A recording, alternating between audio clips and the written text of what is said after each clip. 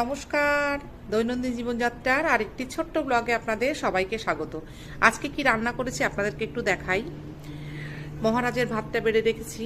এই অল্প একটু ভাত আলাদা করে রাখার উদ্দেশ্য হলো এই শুক্তোটা দিয়ে ওই ভাতটা মেখে খাবে।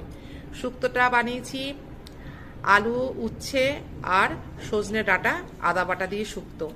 আর ওর জন্য একটু ছোলার ডাল বানিয়েছি, কারণ ও মুসুর ডালটা খুব একটা পছন্দ করে না। আর এই যে মুসুর ডালটা বানিয়েছি, একটু বেশি করেই বানিয়েছি, রাতেও হয়ে যাবে।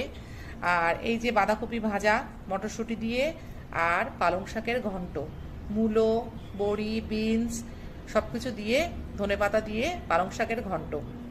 আর এই একটু শশা নয়, পেঁয়াজ আর লেবু কেটে রেখেছি। এই আজকে আমাদের দুপুরবেলার খাবার। চলুন তাহলে খেতে বসি। ভিডিওটা ভালো লাগলে একটা লাইক, একটা কমেন্ট, একটা শেয়ার করবেন প্লিজ।